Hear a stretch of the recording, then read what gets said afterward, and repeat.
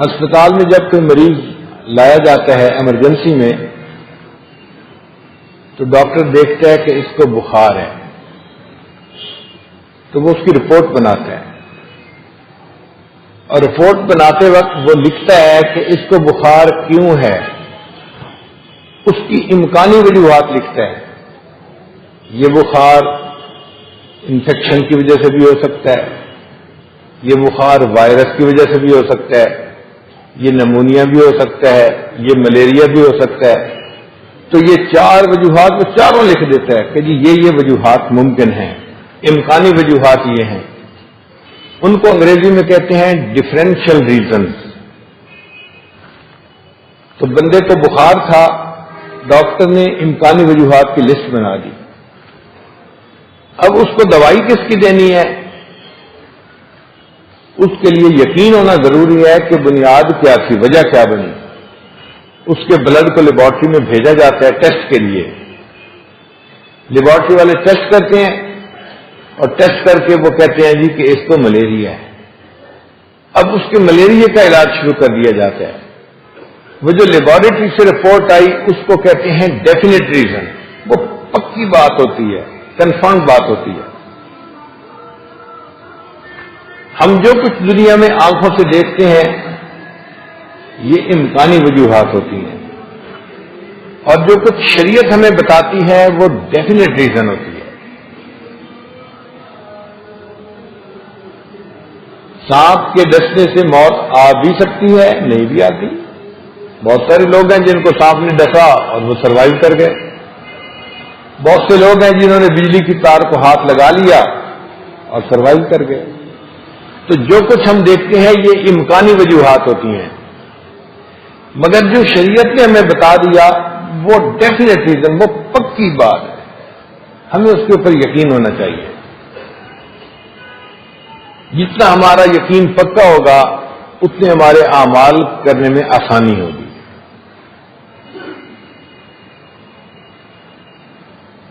شریعت نے کہا کہ اگر تم اپنے حالات کو سنوارنا چاہتے ہو تو احوال اللہ تعالیٰ اعمال کی وجہ سے سنوارتے ہیں۔ اپنے اعمال کو سنوارو گے اللہ تعالیٰ تمہارے حالات کو سنوار دیں گے۔ جو قوم کثرت سے استغفار کرے گی اللہ تعالیٰ اس قوم کو بارش عطا فرمائیں گے۔ جو بندہ اللہ کے راستے میں زکوٰۃ پابندی سے ادا کرے گا اللہ تعالیٰ اس کے مال کو محفوظ فرما دیں گے۔ جو شخص حرام کمائی کھائے گا اس کی اولاد اس کی نافرمان بن جائے گی۔ اگر یہ یقین پکا ہو تو پھر رشوت کوئی نہیں لے گا، کوئی اپنے مال کو حرام طریقے سے نہیں کمائے گا، اس لیے کہ مال تو مل جائے، بیوی نافرمان بن جائے، اولاد نافرمان جائے تو ایسے مال کا فائدہ کیا ہوا، الٹا نقصان ہے۔ مگر یقین کی کمزوری کی وجہ سے ہم گناہوں سے نہیں بچ پاتے۔ ہماری علاقائی زبان میں دیہاتی لوگ کہتے ہیں اے جہان میٹھا اگلا کیا وہیں ڈٹھا، کہ یہ جہان میٹھا ہے اور اگلا کس سے جا کے دیکھا ہے۔ اس کا مطلب ہے یقین نہیں ہے دل میں کہ آخرت میں ہونا کیا ہے۔ علماء نے یقین کے 3 مرتبے لکھے ہیں۔ ایک ہے علم الیقین، دوسرا ہے عین الیقین، اور تیسرا ہے حق الیقین۔ علم الیقین میں انسان کو علمی حد تک بات پہ یقین ہوتا ہے کہ یہ ایسے ہے۔ عین الیقین میں انسان اس سے اور زیادہ یقین کو پکا کر لیتا ہے، اور حق الیقین میں تو انسان کو 100% اعتماد ہوتا ہے کہ یہ بالکل ایسے ہی ہے۔ اس کی مثال یوں سمجھ لیجئے، آپ گرمی کے موسم میں ٹھٹھرتے ہوئے اپنے گھر واپس آئے،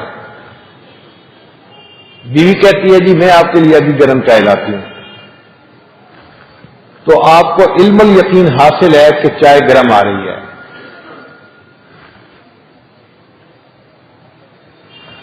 پھر بیوی آپ کے سامنے لا کے کپ چائے کا رکھ دیتی ہے دسترخوان پہ، تو آپ اس میں سے بخارات اٹھتے ہوئے دیکھتے ہیں. جب بخارات اٹھتے ہوئے دیکھے تو اس کو کہتے ہیں عین الیقین. پہلے علم الیقین تھا، اب بخارات نے بتا دیا کہ نہیں واقعی چائے گرم ہے، یہ عین الیقین کہلایا. پھر آپ اس کپ کو اٹھا کے منہ سے لگاتے ہیں تو ایک گھونٹ بھرتے ہی حق الیقین نصیب ہو جاتا ہے کہ واقعی خوب گرم چائے آ گئی. آج ہمارے پاس علم الیقین بھی حاصل نہیں، ہمارے اسلاف کو حق الیقین حاصل ہوتا ہے. اس لیے سیدنا علی رضی اللہ عنہ فرمایا کرتے تھے کہ مجھے جنت اور جہنم کے ہونے پر اتنا یقین ہے کہ اگر دونوں میری آنکھوں کے سامنے بھی آ جائیں تو میرے یقین میں کوئی اضافہ نہیں ہوگا. بن دیکھے اتنا یقین ہے کہ اگر میں دیکھ بھی لوں تو اس میں کوئی اضافہ نہیں ہوگا. مومن کی زندگی اور کافر کی زندگی میں ایک بنیادی فرق ہوتا ہے. کافر کی زندگی مشاہدے کی زندگی ہوتی ہے اور مومن کی زندگی خبر کی زندگی ہوتی ہے. اس کی ذرا تفصیل سن لیجئے. سیدنا موسیٰ علیہ السلام کے ہاتھ میں عصا ہے، لاٹھی ہے. اللہ تعالیٰ پوچھتے ہیں وما تلک بیمینک یا موسیٰ، اے میرے پیارے موسیٰ علیہ السلام آپ کے ہاتھ میں کیا ہے؟ جواب دیا ہیا عصائی، اے اللہ یہ لاٹھی ہے. پھر لاٹھی کے فائدے بھی گنوا دیے. اتوکأ علیہا، میں اس پہ ٹیک لگاتا ہوں. واہش بہا علی غنمی، اور میں اپنی بکریوں کو بھی ہانکتا ہوں. ولی فیہا معارب اخری، اس میں میرے لیے اور بھی بڑے فائدے ہیں. اللہ تعالیٰ نے فرمایا القھا یا موسیٰ، اے موسیٰ علیہ السلام لاٹھی کو زمین پر ڈال دو. جب لاٹھی کو زمین پر ڈالا فإذا ہی حیۃ تسعی، وہ تو ایک دوڑنے والا اژدہا بن گیا.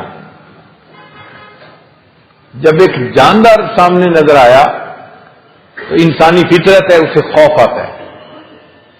فأوجس فی نفسہ خیفۃ موسیٰ، موسیٰ علیہ السلام کو دل میں خوف محسوس ہوا. اور یہ جو طبعی خوف ہوتا ہے نا، یہ مقام نبوت کے منافی نہیں ہوتا، یہ فطرت ہے انسان کی. تو موسیٰ علیہ السلام جب خوف زدہ ہونے لگے، اللہ تعالی نے فرمایا خذھا ولا تخف، ڈریے نہیں، اس کو آپ پکڑ لیجئے. سنعیدھا سیرتھا الاولی، ہم اسے پہلے والی سیرت عطا فرما دیں. تو موسیٰ علیہ السلام نے اژدہا کو ہاتھ لگایا، وہ پھر عصا بن گیا. قرآن مجید میں جو یہ واقعہ بیان ہوا تو اس کا مقصد کوئی تماشا دکھانا نہیں تھا، بلکہ حضرت موسیٰ علیہ السلام کو ایک سبق دینا مقصد تھا. اور وہ سبق کیا تھا؟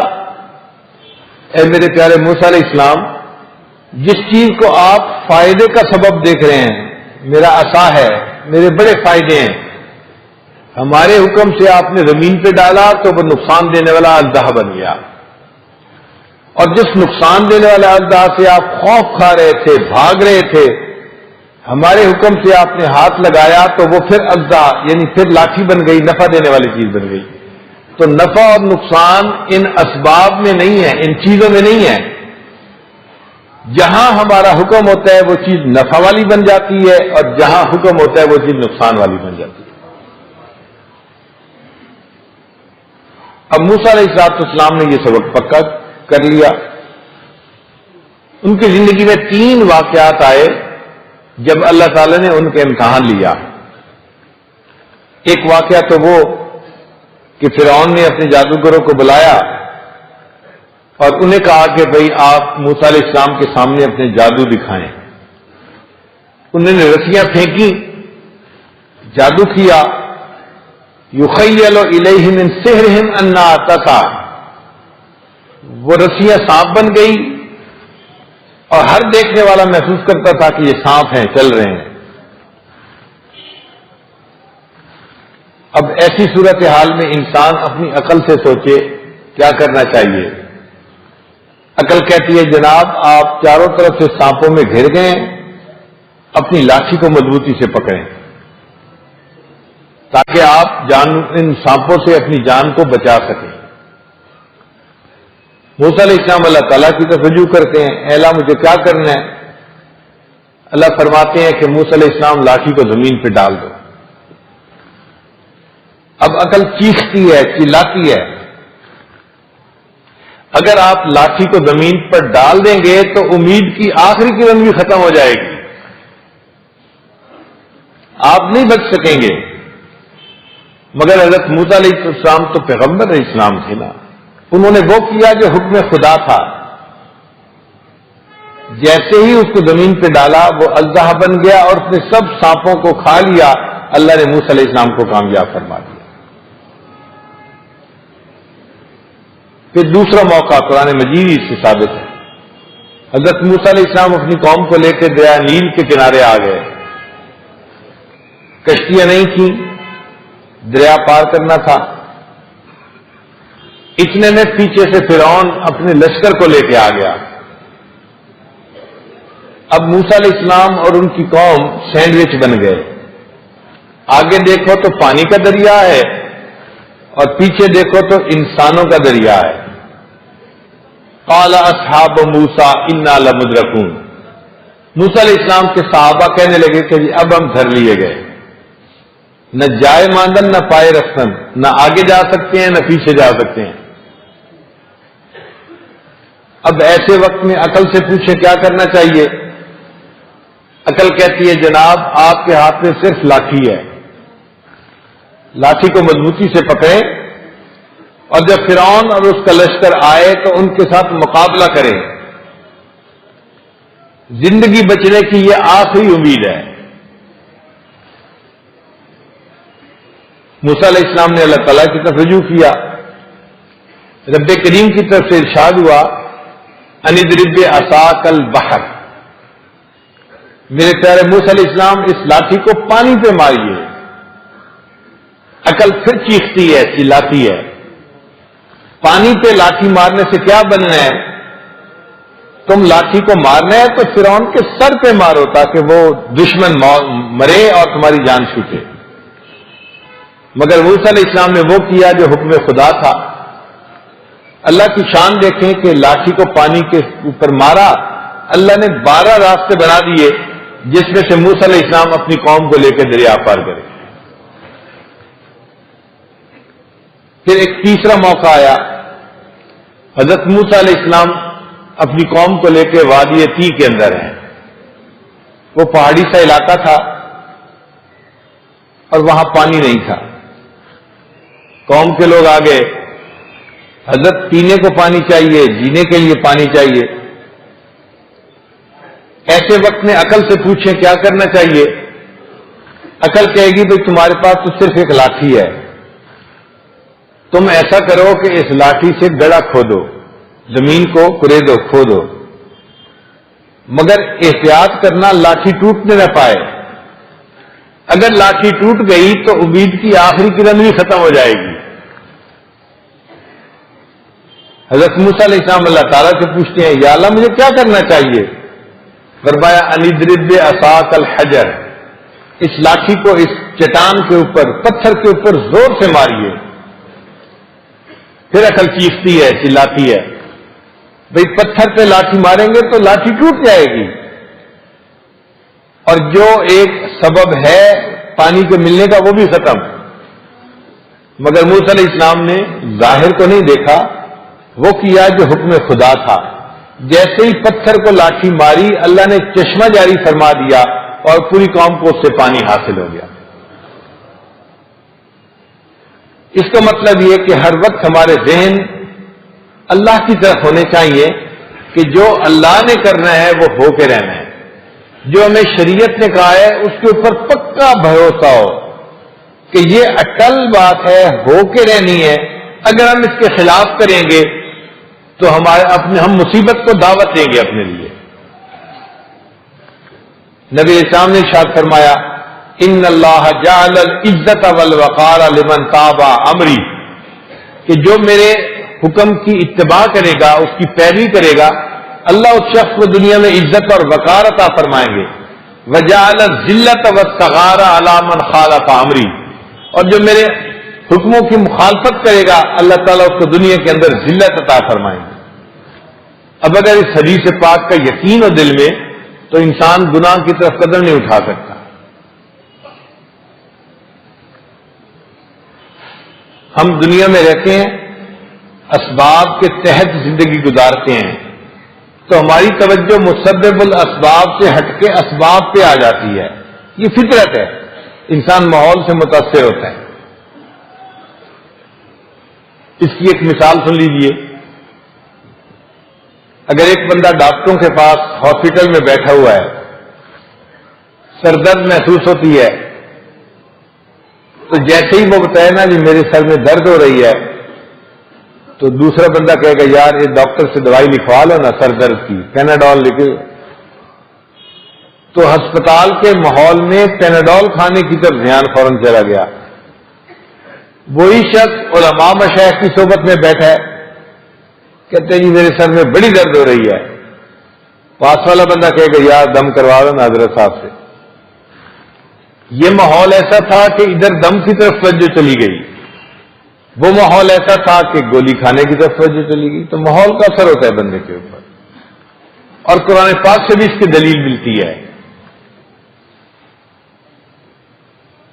بی بی مریم مسجد کے ماحول میں رہتی تھی اعتکاف کی نیت سے، اور پورا وقت عبادت میں گزارتی تھی. انہوں نے اپنی زندگی کو عبادت کے لیے وقف کر دیا تھا. ان کی کفالت حضرت زکریا علیہ السلام کے پاس تھی. انہیں سفر پہ جانا تھا، تو جو 2-4 دن تھے انہوں نے ان کے لیے کھانے کا بندوبست کیا اور ان کو وہاں چھوڑ کے چلے گئے. اب اللہ کی شان کے انسان جو پلان کرتے ہیں نا کہ اتنے وقت میں واپس آ جاؤں گا، ٹائم اس سے تھوڑا سا زیادہ لگ گیا. تو حضرت زکریا علیہ السلام کو فکر ہوئی مریم ہے، نوجوان لڑکی ہے، باہر تو نکل نہیں سکتی، اگر کھانا ختم ہوا تو وہ کیا کرے گی. تو وہ فکر مند ہوئے اور جلدی واپس آئے.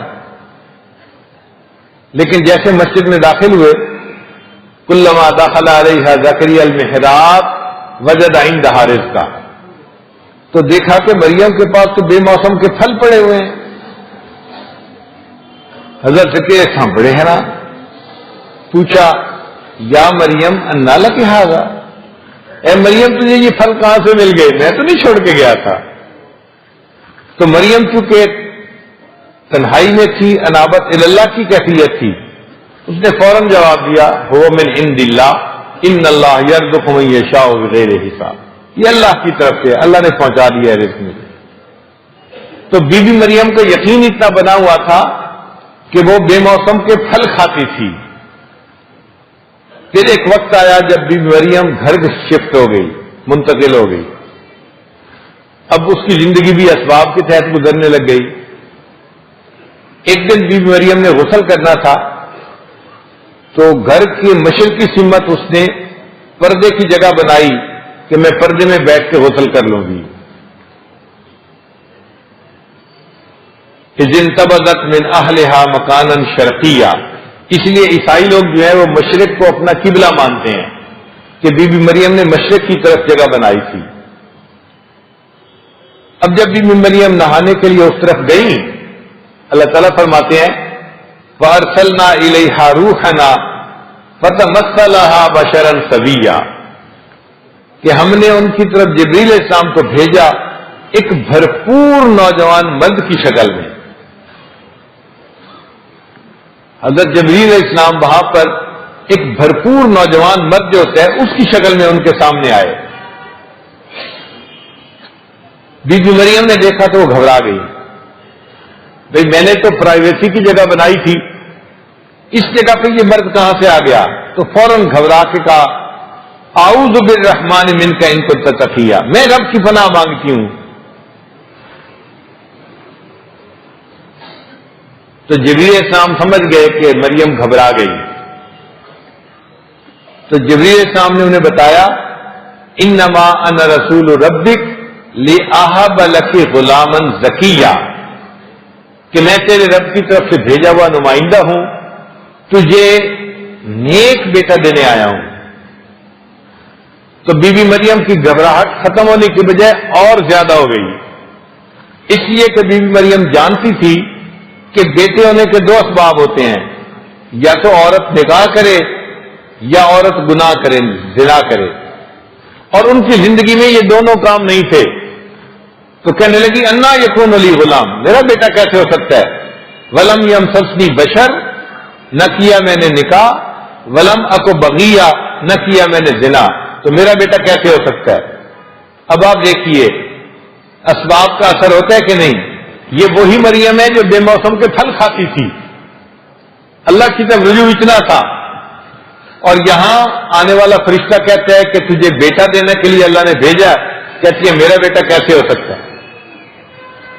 تو جب بی بی مریم نے کہا کہ میرا بیٹا کیسے ہو سکتا ہے، تو جبریل السلام نے فرمایا قال کذالک، مریم واقعی تو جو کہہ رہی ہے نا، نہ تیرا نکاح ہوا نہ تو نے گناہ کیا، بات ایسی ہی ہے.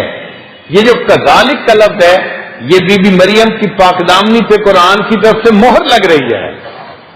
اللہ ایسی بیٹی ہر کسی کو عطا فرمائے.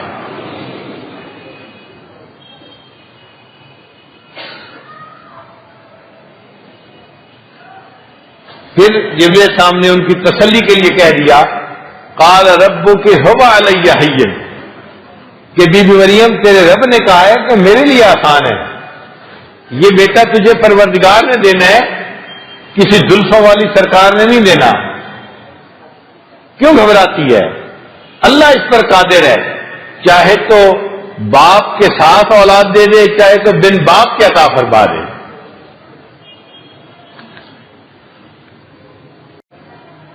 بی بی مریم حاملہ ہو گئی.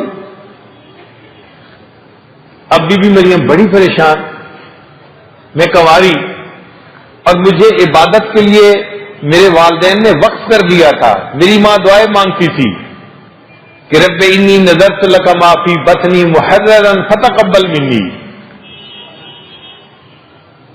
اور میری تربیت کی ایک پیغمبر علیہ الصلوۃ والسلام نے. اب میں کنواری حالت میں حاملہ اگر ہو گئی ہوں تو میں قوم کو کیا منہ دکھاؤں گی؟ چنانچہ بی بی مریم بہت مایوسی کے عالم میں، غم کے عالم میں ایک درخت کے نیچے، کھجور کے درخت کے نیچے جا کر بیٹھ گئی. جس طرح ایک ہارا ہوا جرنیل پریشان ہوتا ہے نا، بی بی مریم کی حالت اس وقت ایسی تھی. کہنے لگی یا لیتنی مت قبل ھذا وکنت نسیا منسیا، اے کاش میں اس سے پہلے مر گئی ہوتی، میرا تذکرہ ہی ختم ہو گیا ہوتا. یہ کیا معاملہ میرے ساتھ پیش آ گیا؟ پھر اللہ تعالیٰ بی بی مریم کی تسلی کے لیے فرماتے ہیں کہ تو گھبرا نہیں، وَهُزِّي إِلَيْكَ بِجِذْعِ النَّخْلَةِ تُسَاقِطْ عَلَيْكِ رُطَبًا جَنِيًّا، اس کھجور کو ہلا، تازہ کھجوریں تیرے سامنے گریں گی. فَكُلِي وَاشْرَبِي وَقَرِّي عَيْنًا، ان کھجوروں کو کھا، پانی پی، اور جب بچے کی ولادت ہو جائے تو بچے کو دیکھ اپنی آنکھوں سے. 14 سال گزرنے کے بعد آج سائنس کی دنیا میں ایک ماں بننے والی عورت کے لیے آج بھی یہ تین چیزیں ہیں. جب عورت کو لیبر پینز ہوتی ہیں تو اس وقت اس کو میٹھا کھلاتے ہیں تاکہ وہ ڈپریشن کی کنڈیشن سے نکل جائے، پانی پیتی ہے، اور پھر جب بچے کی ولادت ہوتی ہے تو بچہ ماں دیکھتی ہے، اس سے اس کی جو تکلیف ہوتی ہے وہ ختم ہو جاتی ہے. قرآن پاک نے تینوں باتیں 1400 سال پہلے بتا دی. اب جب بچے کی ولادت ہو گئی تو بی بی مریم سوچ میں ہے کہ اس کو لے کے کہاں جاؤں گی، گھر والوں کو کیا منہ دکھاؤں گی. اللہ فرماتے ہیں تو بچے کو لے کے جا، اور جب تو اس سے کوئی پوچھے کہ یہ کہاں سے آیا تو بچے کی طرف اشارہ کر دینا اور کہنا کہ میں روزے سے ہوں، میں بول نہیں سکتی۔ آج شریعت محمدی کا روزہ کھانا پینا اور جماع سے پرہیز یہ ہوتا ہے۔ اس زمانے کا روزہ جو تھا اس میں بولنا بھی نہیں ہوتا تھا، کسی سے کلام بھی نہیں کرتے تھے، وہ بھی بند ہو جاتا تھا۔ چنانچہ بی بی مریم اپنے بچے کو لے کے آئی اپنے بستی کی طرف، فَأَتَتْ بِهِ قَوْمَهَا تَحْمِلُ۔ جب بستی کے لوگوں نے دیکھا تو وہ تو تصور ہی نہیں کر سکتے تھے کہ جس لڑکی کی رخصتی نہیں ہوئی اس کو بیٹا کیسے ہو گیا۔ قالوا یا مریم لقد جئت شیئا فریا، کہنے لگے مریم یہ کیا طوفان چیز تو لے کے آ گئی ہمارے پاس۔ یا اخت ہارون، اے ہارون کی بہن، ما کان ابوک امرأ سوء وما کانت امک بغیہ، نہ تمہارا باپ برا تھا نہ تمہاری ماں بدکار تھی، تم اس ماں باپ کی بیٹی تھی جو نیک تھے، تم نے یہ کیا حرکت کر دی۔ اس آیت سے پتہ چلتا ہے کہ جب نوجوانوں سے کوئی غلطی سرزد ہوتی ہے تو غلطی ان کی ذات تک نہیں رہتی، وہ ان کے بڑوں کے اوپر بھی دھبا لگا کرتا ہے۔ قوم نے مریم کو برا نہیں کہا، پہلے تو بھائی کا نام لیا ہارون کی بہن، پھر کہا نہ تیرا باپ برا تھا نہ تیری ماں بری تھی، تو ماں باپ کا تذکرہ آیا۔ اس لیے نوجوان ایسے کاموں سے باز رہیں کہ جس کا دھبا ان کے ماں باپ کی عزت سے لگ جائے۔ جب قوم نے یہ کہا تو فاشارت الیہ، بی بی مریم نے بچے کی طرف اشارہ کر دیا۔ قالوا کہنے لگے کیف نکلم من کان فی المہد صبیا، چھوٹا بچہ جو یہاں گود گھوڑے میں ہے یہ ہم سے کیسے کلام کر سکتا ہے۔ تو اللہ تعالیٰ نے عیسیٰ علیہ السلام کو حکم فرمایا کہ تم گواہی دو اور اپنی والدہ کی پاک دامنی کو ثابت کرو۔ تو حضرت عیسیٰ علیہ السلام نے گواہی دی، قال انی عبد اللہ، میں اللہ کا بندہ ہوں، آتانی الکتاب وجعلنی نبیا وجعلنی مبارکا اینما کنت واوصانی بالصلاۃ والزکاۃ ما دمت حیا وبرا بوالدتی ولم یجعلنی جبارا شقیا ذلک عیسی ابن مریم قول الحق الذی فیہ یمترون۔ تو بی بی مریم کی پاک دامنی کی گواہی مل گئی۔ اب یہاں پہ ایک علمی نکتہ طلباء کے لیے کہ حضرت یوسف علیہ السلام پر بھی تہمت لگی تھی، مگر اللہ تعالیٰ نے ایک بچے کے ذریعے گواہی دلوا دی تھی، اور بچے نے ایک فکرہ بولا تھا، ایک فکرہ، اگر قمیص آگے سے پھٹا ہے تو مرد کا قصور ہے اور اگر پیچھے سے پھٹا ہے تو عورت کا قصور ہے۔ اتنے فکرے سے گواہی ہو گئی تھی اور پاک دامنی ثابت ہو گئی یوسف علیہ السلام کی۔ یہاں پہ گواہی کا انداز ذرا مختلف نظر آتا ہے کہ بی بی مریم کی گواہی دینی تھی تو عیسیٰ علیہ السلام نے بھی کلام کیا، مگر ایک فکرہ نہیں بولا، ایک پورا پیراگراف قرآن پاک کا ہے۔ تو طالب علم کے ذہن میں سوال پیدا ہوتا ہے ایسا کیوں ہوا؟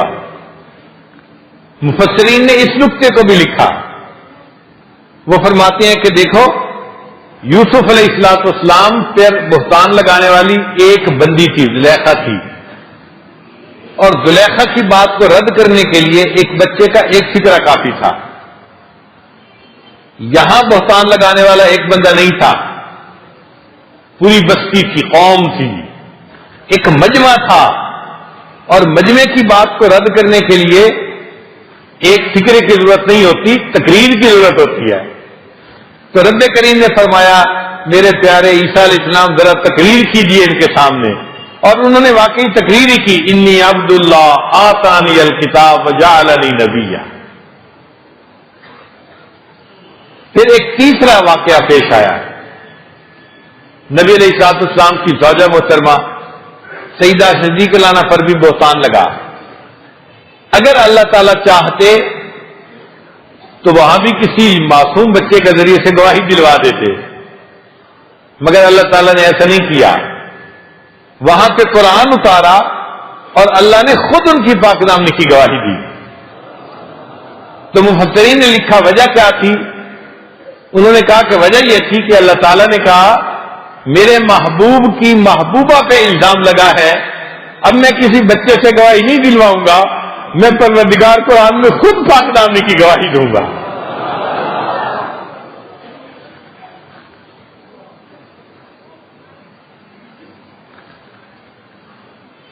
تو ایک بات ذہن میں رکھیے کہ جس انسان کا یقین مضبوط ہوتا ہے نا، اللہ تعالیٰ اس کے ساتھ خیر کا معاملہ فرماتے ہیں. ذلت کے نقشوں میں سے عزت نکال دیتے ہیں اور اللہ تعالیٰ رنج کے نقشوں میں سے اس کے لیے خوشی نکال دیا کرتے ہیں. جو سبب رنج کا ہوتا ہے وہی سبب خوشی کا بنتا ہے. اس کی مثال قرآن مجید میں سے فرعون کو اللہ تعالیٰ نے پانی میں ڈبویا. اگر اللہ تعالیٰ چاہتے کہ زمین میں دھسائیں جیسے قارون کو دھسایا تھا تو یہ بھی ممکن تھا، ہو سکتا تھا، مگر اللہ تعالیٰ نے فرعون کو پانی میں ڈبو کے کیوں مارا؟ اس کی وجہ یہ تھی کہ موسیٰ علیہ السلام کی والدہ کو جو رنج ملا تھا نا، وہ اپنے بیٹے کو پانی میں ڈالنے سے ملا تھا. جب بیٹے کو پانی میں ڈالا تھا تو دل افسردہ ہو گیا تھا، دل غمزدہ ہو گیا تھا. اللہ نے فرمایا میری بندی، پانی سبب بنائے نا تیرے رنج ہونے کا، اب اسی پانی کو میں تیرے لیے خوشی کا سبب بنا دوں گا. تو اللہ تعالیٰ نے فرعون کو پانی میں ڈبو کے مارا اور بنی اسرائیل کو اس سے خوشی حاصل ہوئی.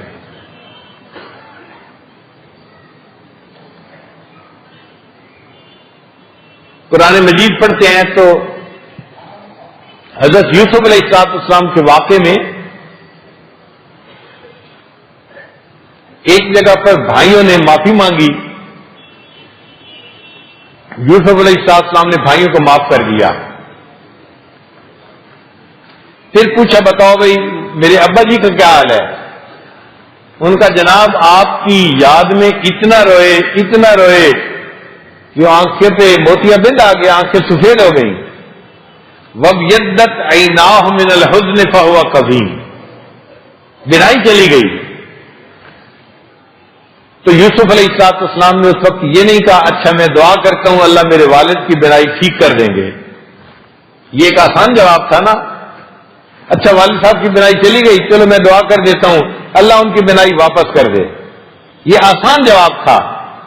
نہیں، یوسف علیہ السلام نے کیا کہا؟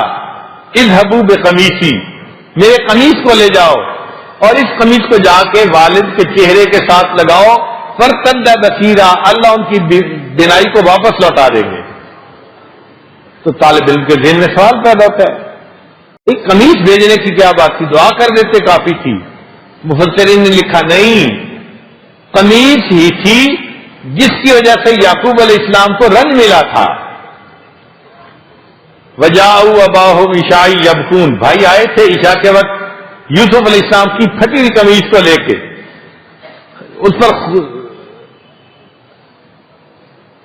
اس پر خون لگا ہوا تھا کسی جانور کا، اور انہوں نے دکھایا تھا کہ جی ہمارے بھائی کو تو بھیڑیا کھا گیا. تو یعقوب علیہ السلام نے قمیص کو دیکھا تھا تو دل کو رنج ملا تھا. بدمن کا ذب، جھوٹ موٹ کا خون تھا. اب جب اللہ نے بینائی لوٹانی تھی تو اللہ تعالیٰ نے دعا کے ذریعے سے بینائی نہیں لوٹائی. اللہ نے فرمایا میرے یوسف علیہ السلام اپنی قمیص کو بھیج دو. آپ کی قمیص ہی تھی جو والد صاحب کے لیے رنج کا سبب بنے گی، میں آج اسی قمیص کو ان کے لیے خوشی کا سبب بنا دیتا ہوں.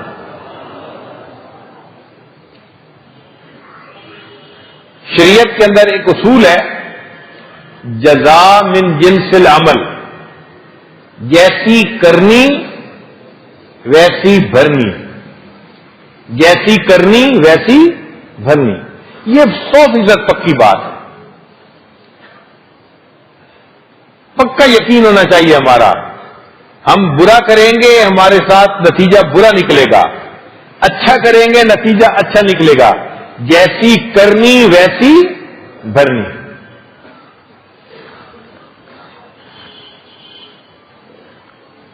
قرآن مجید سے چند مثالیں۔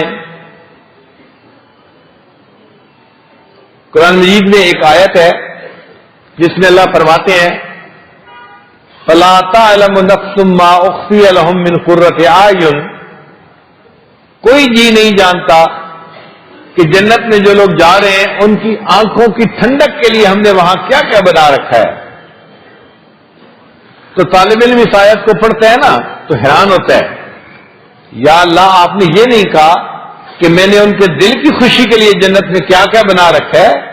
یہ بات شاید زیادہ قابل سمجھ ہوتی کہ میں نے اپنے بندوں کے دل کی خوشی کے لیے جنت میں کیا کیا بنا رکھا ہے کوئی نہیں جانتا۔ اللہ فرماتے ہیں نہیں، میں نے ان کی آنکھوں کی ٹھنڈک کے لیے کیا بنا رکھا ہے۔ تو بھئی آنکھوں کی ٹھنڈک کا جو تذکرہ کیا تو کوئی لنک ہوگا نا آخر۔ مفسرین نے جواب لکھا جی ہاں، یہ تہجد گزاروں کا تذکرہ ہے، اور جو تہجد گزار ہوتے ہیں نا وہ رات کو عبادت کرتے ہیں اور صبح کے وقت ان کی آنکھیں نیند سے بند ہو رہی ہوتی ہیں، آنکھیں نیند کو ترس رہی ہوتی ہیں۔ کیونکہ آنکھیں نیند کو ترستی تھیں، اللہ نے فرمایا ان آنکھوں کی ٹھنڈک کے لیے ہم نے جنت میں کیا بنایا کوئی نہیں جانتا۔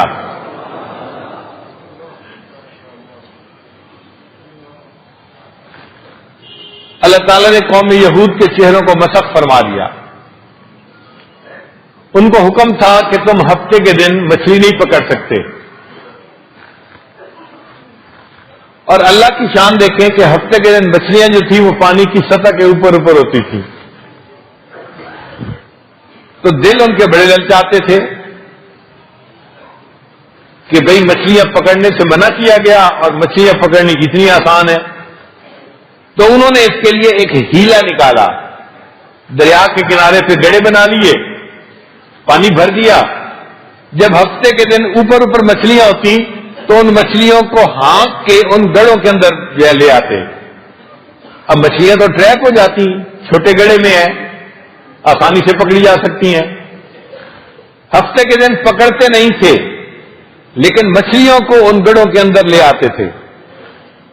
تو اللہ تعالیٰ نے فرمایا اچھا میرے بندو، تم نے میرے حکم کو مسخ کیا ہے نا کہ ہم ہفتے کے دن پکڑتے تو نہیں لیکن مچھلیوں کو ہم گڑھوں میں ٹریپ کر لیتے ہیں تاکہ بعد میں پکڑنی آسان ہو جائیں گی۔ تم نے میرے حکموں کو مسخ کیا، اب اس کے جواب میں بھی تمہاری شکلوں کو مسخ کرتا ہوں۔ قلنا لهم كونوا قردة خاسئين، فرما دیا ہو جاؤ پھٹکارے ہوئے بندر۔ تو جیسا کیا ویسا ان کے ساتھ معاملہ ہوا، جیسی کرنی ویسی بھرنی۔ حدیث پاک میں ہم پڑھتے ہیں کہ نبی علیہ السلام نے ارشاد فرمایا کہ میری امت میں ایسے بھی لوگ ہوں گے کہ چند جو کے دانے بھی اللہ کے راستے میں خرچ کریں گے، اس کے بدلے اللہ ان کو جنت عطا فرما دیں گے۔ چند جو کے دانے بھی اگر خرچ کریں گے اللہ اس کے بدلے جنت دیں گے۔ اب طالب علم کے ذہن میں خیال آتا ہے جنت سونے چاندی سے بنی ہوئی، ہیرے موتی سے بنی ہوئی، سرخ یاقوت سے بنی ہوئی، اتنی قیمتی جنت، اور اللہ تعالیٰ چند جو کے دانوں کے بدلے جنت دے دیتے ہیں، اتنی سستی۔ تو اللہ تعالیٰ نے یہ فیصلہ کیوں کیا کہ چند جو کے دانوں کے بدلے اس امت کو جنت عطا کر دی جائے گی؟ مفسرین نے اس کا جواب لکھا، وہ فرماتے ہیں کہ دیکھو اللہ تعالیٰ نے آدم علیہ السلام کو چند گندم کے دانے کھانے پر جنت سے زمین پر بھیجا تھا، تو فرمایا کہ میرے بندو میں نے تمہارے والد کو چند گندم کے دانے کھانے پر جنت سے نکالا تھا، اب تم چند جو کے دانے میرے راستے میں خرچ کرو گے میں تمہیں پھر جنت عطا فرما دوں گا۔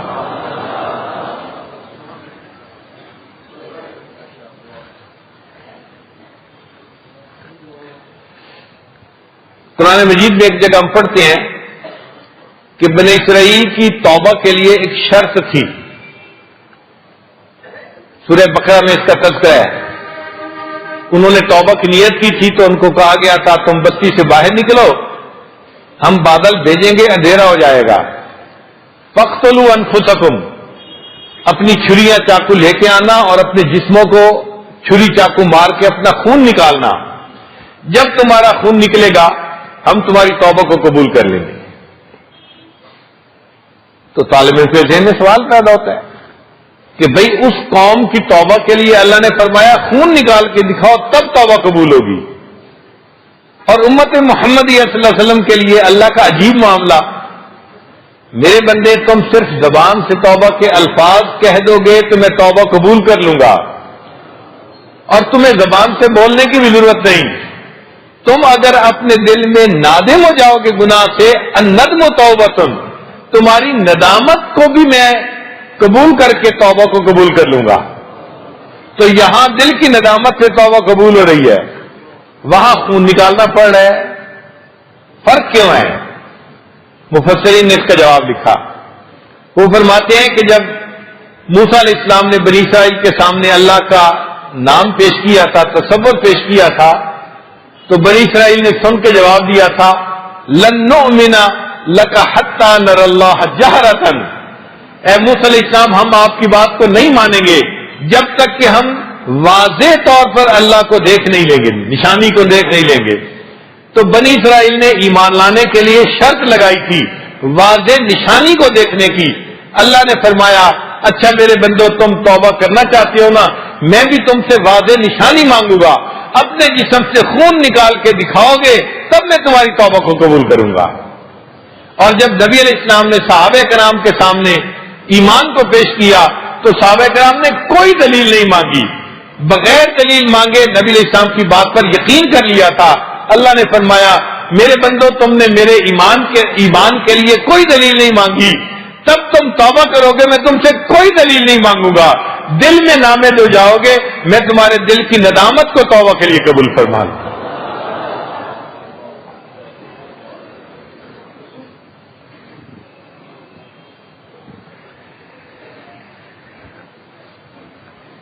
یمن کا ایک بادشاہ تھا ابرہا، وہ اپنے ہاتھیوں کے لشکر کو لے کے آیا اور وہ چاہتا تھا کہ بیت اللہ کو گرا دے اور اس کی بجائے یمن میں ایک اور مرکز بنائے جو ساری دنیا اس کو مرکز سمجھے، تجارتی مرکز وہ بن جائے بیت اللہ کی بجائے. جب آیا تو اللہ تعالیٰ نے پرندوں کو بھیجا، ابابیل پرندے، نازک سا جاندار ہوتا ہے، چند بس چھوٹی سی ہڈیوں کا ڈھانچہ سمجھ لیجیے، ویسے بھی چڑیا کمزور ہوتی ہے اور ابابیل تو اور بھی زیادہ مختصر جانور ہوتا ہے، جاندار ہوتا ہے. انہوں نے کنکریاں پھینکی اور وہ کنکریاں ان ہاتھیوں کے اوپر، لشکر والوں کے اوپر ایسے آ کر لگی کہ ان کو کھائے ہوئے بھوسے کی مانند بنا دیا. فجعلہم کعصف مأکول. اب طالب علم کے ذہن میں سوال پیدا ہوتا ہے کہ جی ہاتھیوں کو اللہ تعالیٰ اگر چاہتے تو زمین میں دسا دیتے، کوئی بیماری ڈال دیتے، ہاتھی سارے مر جاتے، یہ بھی ایک طریقہ تھا. اللہ نے پرندوں سے ہاتھیوں کو کیوں مروایا، انسانوں کو کیوں مروایا؟ تو مفسرین نے اس کے دو جواب لکھے ہیں. ایک جواب تو یہ لکھا ہے کہ جانوروں میں سے ہاتھی سب سے زیادہ طاقت والا جانور ہوتا ہے، بہت طاقت ہوتی ہے، ہمیں اس کا اندازہ ہی نہیں کہ ہاتھی کے اندر طاقت کتنی ہوتی ہے. ایک مرتبہ افریقہ کے اخبار میں ہم نے خبر پڑھی کہ 5 شیر تھے، انہوں نے ایک ہاتھی پر حملہ کیا اور پوری رات اس کو زمین پر گرانے کے لیے وہ کوشش کرتے رہے، گھنٹوں کوشش کے باوجود وہ ہاتھی کو زمین پہ نہ گرا سکے. اتنا یہ سٹیبل اور طاقت والا جاندار ہوتا ہے. اور ہمیں بھی ایک مرتبہ اپنی زندگی میں اس کا تجربہ ہوا. ہم امریکہ میں سفر کر رہے تھے گاڑی پہ، نیو یارک سے واشنگٹن جانا تھا، فیملی کے ساتھ تھے اور چھوٹے چھوٹے بچے تھے. یہ حبیب اللہ، سیف اللہ اس وقت 3 سال 5 سال اس عمر کے، یعنی اس عمر میں تھے. جو گاڑی چلا رہے تھے وہ ہمارے قریبی حافظ صاحب ہیں. ایک جگہ پہ انہوں نے مجھے کہا کہ حضرت یہاں پر ایک جانوروں کے دیکھنے کا زو بنا ہوا ہے، یعنی یہاں سمجھنے کے لیے چڑیا گھر بنا ہوا ہے. اور اس کے بالکل دروازے کے اوپر اس وقت ایک شو جانوروں کا دکھایا جاتا ہے. اگر آپ اجازت دیں تو میں وہاں پہ 5-10 منٹ کے لیے گاڑی روک لیتا ہوں تو بچوں کو دکھا دیں گے. جب انہوں نے یہ کہا تو میں نے شعر پڑھا حافظ صاحب کے سامنے. مرغ دل را گلشن بہتر سے کوئے یار نیس، طالب دیدار را ذوق گل و گلزار نیس.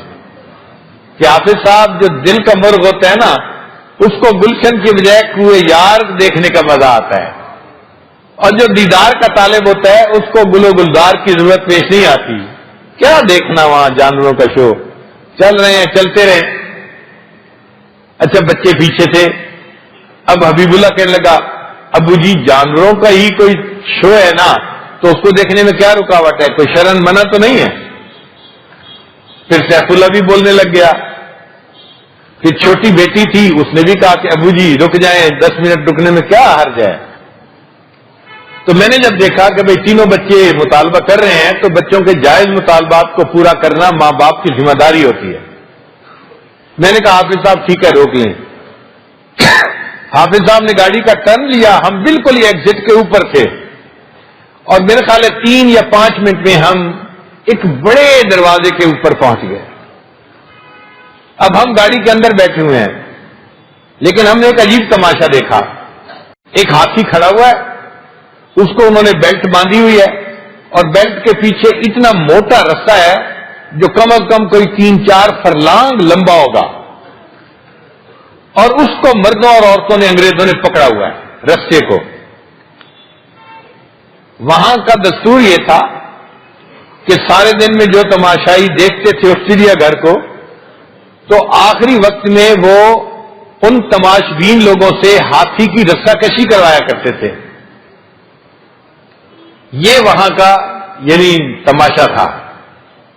اب ہم تو یہاں کھڑے ہوئے، 20 فٹ پہ ہاتھی کھڑا تھا اور سارا تماشا دیکھ رہے تھے، اور لمبا رستہ تھا، اور جہاں تک نظر جاتی تھی اس رستے کو مردوں عورتوں نے پکڑا ہوا تھا.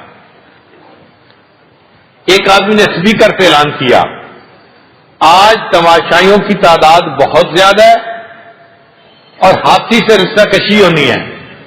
آج تک تو ہاتھی نہیں ہارا، لیکن آج امکان ہے کہ اگر تماشائی زیادہ ہونے کی وجہ سے خوب زور لگائیں تو ہاتھی سے جیت سکتے ہیں، اور ایک نئی تاریخ بن جائے گی، ایک نئی ہسٹری بن جائے گی. تو لوگ ذہنی طور پہ تیار ہو گئے، آج ہم نے ہاتھی کو ہرا کے ریکارڈ بنا دینا ہے. پھر اس نے ایک فائر کیا کہ رستہ کھینچو. سب مردوں عورتوں نے رستہ کھینچا اور وہ بلا شبہ ہزاروں کی تعداد میں تھے. ہاتھی ایک قدم پیچھے ہٹا، پھر دوسرا قدم ہٹا، پھر تیسرا قدم ہٹا، 12 قدم ہاتھی پیچھے ہٹا. جب 12 قدم پیچھے ہٹا اس بندے نے پھر اعلان کیا ایک قدم اور اگر آپ ہاتھی کو پیچھے کھینچ لیں گے نا تو پھر آپ لوگ جیت جائیں گے. آپ لوگ کوشش کر کے آج تاریخ بنا دیں اور ہاتھی کو ایک قدم پیچھے کھینچ کے دکھائیں. اب تو لوگوں نے زور لگانے کی انتہا کر دی. اتنا زور لگایا، جب وہ فل زور لگا رہے تھے ہاتھی نے چلنا شروع کیا اور سارے لوگوں کو گھسیٹتا ہوا وہ دوسری طرف لے کے چلا گیا. ہمیں لگ رہا تھا جیسے تنکے کے ساتھ چونٹیاں لگی ہوئی ہیں اور کسی بچے نے تنکے کو اٹھا کے ادھر کر دیا. میں حیران ہو رہا تھا، یا اللہ اتنے ہزاروں کی تعداد میں لوگ ہیں اور زور لگا رہے ہیں، اور ہاتھی میں کتنی طاقت ہے جس نے ہزاروں انسانوں کے زور کے باوجود رستے کو کھینچ کے ادھر کر دیا. بعد میں پتہ چلا انہوں نے ہاتھی کو سکھایا ہوا تھا کہ جب یہ زور لگائیں گے تم نے 12 قدم ہٹنا ہے، 13واں قدم نہیں ہٹنا. زور لگا کے وہ ہاتھی کو ایک قدم نہیں پیچھے ہٹا سکے اور ہاتھی نے سب کو کھینچ کے ایک طرف کر دیا. تو اس کی طاقت بہت زیادہ ہوتی ہے، ٹنوں کے حساب سے یہ وزنوں کو کھینچ لیتا ہے. تو مفسرین نے لکھا کہ چونکہ جانداروں میں ہاتھی سب سے زیادہ طاقتور ہوتا ہے، اللہ نے فرمایا اچھا میرے بندے تو سب سے زیادہ طاقتور جانور کو لے کے آیا ہے میرے گھر کو گرانے کے لیے، میں اس کے مقابلے میں جو جانداروں میں سب سے زیادہ کمزور جاندار ہوتا ہے نا، چھوٹا سا پرندہ، میں اس کو لاتا ہوں اور ایک کمزور پرندے سے اتنے مضبوط جانور کو مار کے دکھا دیتا ہوں. مفسرین کا یہ جواب بھی بہت اچھا اور اعلیٰ ہے، مگر ایک جواب انہوں نے اس سے بھی زیادہ اعلیٰ دیا. وہ جواب کیا؟ انہوں نے فرمایا کہ ابرہا اللہ تعالیٰ کی بنائی ہوئی ترتیب کو الٹنے چلا تھا. اللہ نے بیت اللہ کو عزت دی ہے، وہ اس عزت کو ختم کرنے چلا تھا، اور جس جگہ کی کوئی عزت نہیں وہاں گھر بنا کے اس کو عزت دینے چلا تھا. تو گویا اللہ کی ترتیب کو ختم کرنے چلا تھا. اللہ نے فرمایا میرے بندے میری بنائی ہوئی ترتیب کو الٹنے کے لیے آئے ہو، عزت والے گھر کی عزت مٹانے کے لیے، اور جس کی کوئی عزت نہیں اس کو عزت دلانے کے لیے تم آئے ہو. اچھا میں بھی آج اپنی ترتیب کو بدلتا ہوں. عام ترتیب یہ ہوتی ہے انسان صیاد ہوتا ہے اور پرندہ اس کا شکار صید ہوتا ہے. میں آج ترتیب بدل رہا ہوں، آج میں پرندوں کو صیاد بنا رہا ہوں اور انسان تجھے میں اس کا شکار صید بنا رہا ہوں. پرندے کنکریاں پھینکیں گے تمہارے سروں پہ لگیں گی اور تمہیں کھائے ہوئے بھوسے کی طرح بنا کے رکھیں گے. تم ترتیب بدلنے چلے ہو، میں بھی آج ترتیب بدل کے دکھا دیتا ہوں. تو جیسی کرنی ویسی بھرنی، یہ پکی بات ہے. ہم اگر گناہ کریں گے تو ہمیں اس کا بدلہ برا انجام دنیا میں بھی ملے گا، آخرت میں بھی ملے گا. اور اگر نیکی کریں گے تو ہمیں اس کا اچھا بدلہ دنیا میں بھی ملے گا، آخرت میں بھی ملے گا. ہمیں اللہ کے وعدوں پہ پکا یقین ہونا چاہیے. اگر یہ یقین پکا ہو گیا تو پھر ہم نیکی والی زندگی گزاریں گے اور گناہ سے دور بھاگیں گے.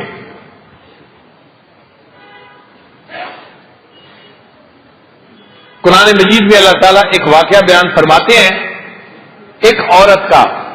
اور عام طور پہ عورت جو ہوتی ہے وہ بڑے کچے یقین والی ہوتی ہے، جلدی پھسل جاتی ہے، جلدی گھبرا جاتی ہے، جلدی کنفیوز ہو جاتی ہے. وہ واقعہ ہمارے لیے واقعی بڑا سبق ہے. اس میں توجہ فرمائیے. اللہ تعالیٰ فرماتے ہیں وَأَوْحَيْنَا إِلَىٰ أُمِّ مُوسَىٰ أَنْ أَرْضِعِيهِ. موسیٰ علیہ السلام جب بچے تھے نا، ان کی والدہ ان کو دودھ پلاتی تھی، مگر ڈرتی بھی تھی کسی کو پتہ نہ چلے کہ اس گھر میں بچہ پیدا ہوا ہے. اگر فرعون کے سپاہیوں کو پتہ چل گیا وہ بچہ چھین کے لے جائیں گے اور بچے کو قتل کر دیں گے. تو ڈرتی گھبراتی بھی تھی. اس وقت میں اللہ تعالیٰ اس کو الہام فرماتے ہیں اپنے بچے کو دودھ پلاؤ. فَإِذَا خِفْتِ عَلَيْهِ، اور اگر آپ کو خوف آئے کہ کہیں سپاہی پکڑ کے نہ لے جائیں، فَأَلْقِيهِ فِي الْيَمِّ، اس کو پانی میں ڈال، دریا میں ڈال دینا. یا اللہ اگر آپ نے اس بچے کی حفاظت کرنی ہے تو کوئی سپاہی میرے گھر آئے ہی نہ. آسان طریقہ ہے، مگر اللہ تعالیٰ مشاہدے کے خلاف کرواتے ہیں کہ میرے اوپر اس کا یقین کتنا ہے. یہ نہیں کہا کہ تم اسے کسی غار میں رکھاؤ بچے کو، کوئی وہاں نہیں جائے گا. فرمایا نہیں، تم اس کو پانی میں ڈالو. کرو اپنی نظر کے خلاف، مشاہدے کے خلاف، میری خبر پہ یقین کر کے دکھاؤ. جب تم یقین کرو گی تو میں وعدہ پورا کر دوں گا. اور پھر آگے پتہ کیا کہا کہ جب سے اس کو دریا میں ڈالو گی فَلْيُلْقِ الْيَمُّ بِالسَّاحِلِ يَأْخُذْهُ عَدُوٌّ لِّي وَعَدُوٌّ اللَّهِ. اس کو پکڑے گا وہ بندہ جو اس بچے کا بھی دشمن، اللہ فرماتے ہیں میرا بھی دشمن.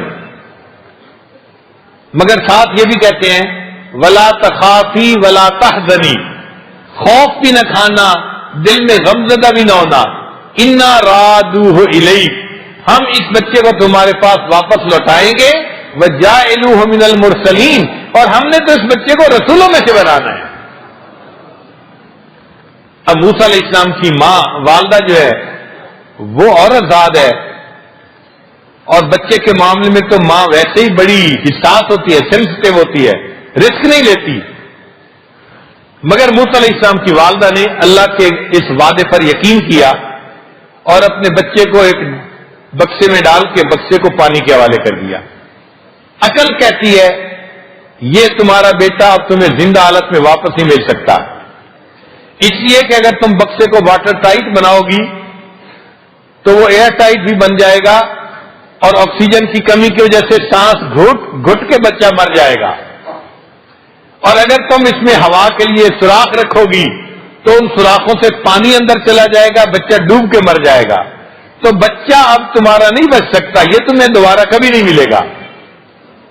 مگر موسیٰ علیہ السلام کی والدہ نے اللہ کے وعدے پہ یقین کیا, بچے کو بکسے میں ڈالا, بکسے کو دریا کے اندر. اس کے دل کی کیا کیفیت ہوئی ہوگی جب وہ اس بکسے کو پانی میں جاتا ہوا آنکھوں سے دیکھ رہی ہوگی کہ میرا بچہ ہمیشہ کے لیے مجھ سے بچھڑ گیا. واپس گھر آ گئی. اب اللہ کی شان دیکھے, یہ بکسا تیرتے تیرتے تیرتے ایک جگہ پہنچا. وہاں فرعون اپنی بیوی کے ساتھ دریا کے کنارے چہل قدمی کے لیے رکا ہوا یعنی نکلا ہوا تھا, اور 800 غلام اس کے گرد پہرا دے رہے تھے. بادشاہ تھا نا. غلاموں نے جب دیکھا کہ بکسا تیر تو آ رہا ہے تو ایک غلام نے بکسا پکڑا اور اس کو لا کے فرعون کے حوالے کیا. فرعون نے کہا کہ کھولو بھائی. انہوں نے بکسا کھولا, اس میں ایک بچہ زندہ. اللہ فرماتے ہیں وَأَلْقَيْتُ عَلَيْكَ مَحَبَّةً مِّنِّي, اے میرے پیارے موسیٰ علیہ السلام ہم نے آپ کے اوپر محبت کی تجلی ڈال دی تھی. تو موسیٰ علیہ السلام کی آنکھیں اتنی خوبصورت تھیں کہ جو بندہ دیکھتا تھا اپنا دل دے بیٹھتا تھا. اب جب فرعون نے دیکھا تو بیوی بھی پاس تھی, اس نے بھی دیکھا. تو فرعون کی بیوی نے دیکھا کہ اتنا خوبصورت بچہ. تو فرعون کی بیوی کو پتا تھا کہ میرا باپ جو ہے نا, میرا خامن جو ہے بنی اسرائیل کے بچوں کو ذبح کروا دیتا ہے, بیٹیوں کو زندہ رکھتا ہے. اب یہ لڑکا جو آیا ہے تو یہ بھی بنی اسرائیل میں سے کسی کا ہوگا, تو یہ میرا خامن اس کو ذبح کروا دے گا. تو اس نے جیسے ہی بچے کو دیکھا نا فوراً اپنے خامن کو کہا لا تقتلوہ, تم نے اسے قتل نہیں کرنا, عسیٰ ان ینفعنا او نتخذہ ولدا, یہ ہمیں نفع پہنچائے گا, ہم اس کو اپنا بیٹا بنا لیں گے, ہم اس کو ایڈاپٹ کر لیتے ہیں, اپنا بیٹا بنا لیتے ہیں. اب جب بیوی نے فرمائش کی تو فرعون صاحب آگے سے نہ کر سکے, بھول گئے بچوں کو قتل کروانا. کہنے لگے ٹھیک ہے میں اس کو قتل نہیں کرواتا, ہم اس کو بیٹا بنا لیتے ہیں. اس کو عقل نے دھوکہ دیا کہ جب اس بچے کو میں اپنے گھر میں پالوں گا بیٹے کی طرح تو یہ بڑا ہو کہ مجھ سے کیوں تخت و تاج چھینے گا, یہ تو میرا دشمن نہیں ہو سکتا, یہ تو میرا احسان مند ہوگا, اس لیے اس کو پالنے میں کوئی حرج نہیں ہے. تو فرعون نے بھی بیوی کی بات مان لی. اب ذرا غور کیجئے, آج کل کی عورتیں شکوے کرتی ہیں اور جی ہماری بات تو خامد مانتا ہی نہیں ہے. بھائی قرآن پڑھو, اتنا بڑا ظالم جابر بادشاہ فرعون وہ بھی بیوی کی بات مانتا تھا. قرآن گواہی دے رہا ہے. اب جب اس نے بچے کو ایڈاپٹ کر لیا کہ جی میں نے اس کو اپنا بیٹا بنا لیا ہے, تو پھر اس پر خوشی کا اظہار کرنا تھا. تو خوشی کا اظہار کرنے کے لیے اس نے جتنے غلام کھڑے تھے ان کو کہا کہ بھائی میں نے اس بچے کو اپنا بیٹا بنا لیا, میرا دل بڑا خوش ہے, میں تم سب کو آزاد کرتا ہوں. 800 غلاموں کو آزاد کر دیا.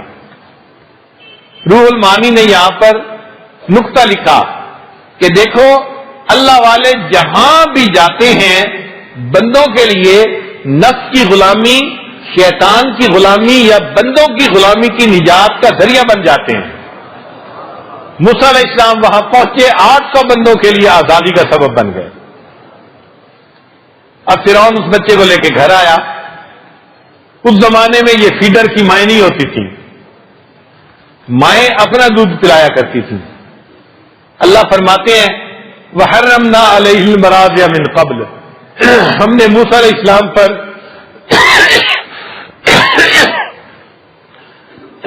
جو عورتوں کا دودھ تھا اس کو حرام کر دیا تھا. فرعون اپنے محل میں پہنچا, اس نے آرڈر دیا جو عورتیں بچوں کو دودھ پلانے کی حالت میں ہیں ان کو بلایا جائے, وہ اس بچے کو دودھ پلائیں. عورت آتی ہے دودھ پلانے لگتی ہے, بچہ دودھ قبول نہیں کرتا. اللہ نے منع کر دیا تھا. پھر دوسری عورت آئی, پھر تیسری آئی, پھر چوتھی آئی. اب بچہ رو رہا ہے دودھ نہیں پیتا. پورے محل کے اندر پریشانی، جی بچہ دودھ ایکسپٹ نہیں کر رہا کسی کا، بھائی اور کسی کو بلاؤ، بھائی اور کسی کو بلاؤ. پوری رات اسی معاملے میں گزر گئی. اب فرعون ساری رات جاگنے کی وجہ سے پریشان بھی تھا، اور اس کا دل چاہتا تھا کہ بس کوئی عورت آئے اور دودھ بچہ ایکسپٹ کر لے تو میں جاؤں اور جا کے سوؤں. کیا میں ساری رات جو ہے اس مصیبت میں پھنسا ہوا ہوں. اب جب صبح ہوتی ہے نا، اللہ فرماتے ہیں وَأَصْبَحَ فُؤَادُ أُمِّ مُوسَىٰ فَارِغًا. جب صبح ہوئی تو موسیٰ علیہ السلام کی والدہ کی آنکھ کھلی، اس کا دل بڑا غمزدہ تھا.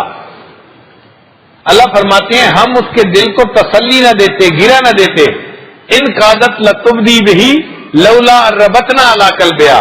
اگر ہم اس کے دل کو گرا نہ دیتے تو وہ تو رو پڑتی اور اس کا راز فاش ہو جاتا کہ اس کا بیٹا ہے جو محل میں پہنچا ہوا ہے، راز کھل جاتا. نہیں، ہم نے اس کے دل کو گرا دے دی کہ تم نے رونا نہیں ہے، تو وہ روئی نہیں.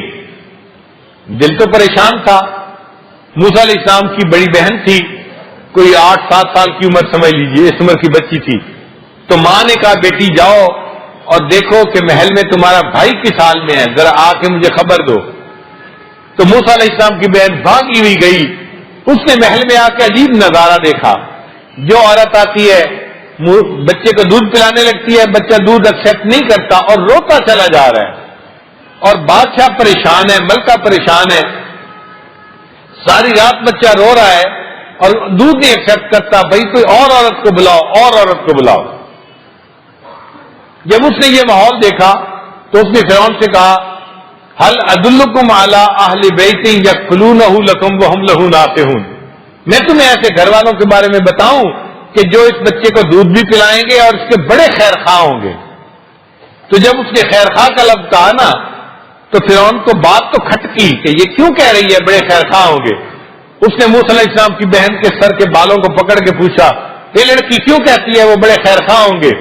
وہ بھی موسیٰ علیہ السلام کی بہن تھی. کہنے لگے جی ہم آپ کی رعایا ہیں، ہم خیر خواہی نہیں کریں گے تو کون آپ کی خیر خواہی کرے گا. فرعون کہنے لگا اچھا بلاؤ جس کو بلاتی ہو. لڑکی بھاگی آئی، اماں چلو، بھائی دودھ نہیں کسی کا پی رہا، آپ چلیں اس کو دودھ پلائیں. تو موسیٰ علیہ السلام کی والدہ آئی اور اس نے آ کے جیسے ہی بچے کو دودھ پلانا شروع کیا، بچے نے دودھ کو ایکسپٹ کر لیا. ایک شور مچ گیا، وہ جی بچے نے دودھ پی لیا ہے، اور بچہ چپ ہو گیا ہے. فرعون نیند سے ویسے ہی تھکا پڑا تھا. کہنے لگا اچھا میں تو جا رہا ہوں سونے کے لیے، جب تک میں جاگ کے واپس نہیں آنا اس عورت کو جانے نہیں دینا. فرعون سونے چلا گیا.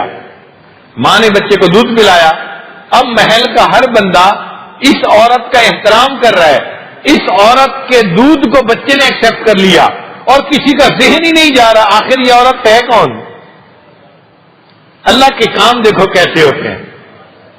خیر جب فرعون تازہ دم ہو گیا اٹھ کے آیا تو فرعون نے کہا کہ اس عورت کو کہ دیکھو ہمارا بچہ آپ کا دودھ پیتا ہے، اب آپ نے میرے محل سے جانا نہیں ہے. موسیٰ علیہ السلام کی والدہ نے جواب دیا کہ جی آپ کا محل ہے تو بہت اچھا، مگر اپنا گھونسلہ اپنا کچا ہو یا پکا.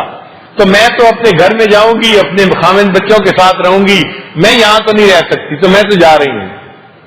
اب فرعون بڑا پریشان، یہ عورت چلی گئی تو بچہ دودھ کیسے پیے گا، کیا بنے گا، میں نے اس کو بیٹا بنا لیا ہے. تو جب موسیٰ علیہ السلام کی والدہ اٹھی نہ جانے کے لیے تو فرعون کہتا ہے اچھا تم اب گھر تو جا رہی ہو، بچے کو بھی اپنے گھر لے جاؤ، اس کو وہیں پہ دودھ پلانا، میں تمہارے مہینے کی تنخواہ تمہارے گھر پہنچا دیا کروں گا. اللہ قرآن مجید میں فرماتے ہیں فرددناہ الی امہ، ہم نے موسیٰ علیہ السلام کو لوٹا دیا اس کی ماں کے پاس. کئی تقر عینھا، تاکہ اس کی آنکھیں ٹھنڈی ہوں، ولتعلم، اور وہ جان لے ان وعد اللہ حق، کہ اللہ کے وعدے سچے ہیں. تو اللہ کے وعدے ہمیشہ سچے ہوتے ہیں. ہم اللہ کے وعدوں پر یقین کریں. شریعت نے کہا غیر محرم سے نظر بچاؤ گے، ہم اس کے بدلے تمہیں عبادت کے اندر لذت عطا فرمائیں گے. اب اس وعدے کے اوپر ہمیں یقین ہونا چاہیے. ہم اگر نگاہ کی حفاظت کریں گے اللہ تعالیٰ اس کے بدلے ہمیں عبادت کے اندر لذت عطا فرمائیں گے.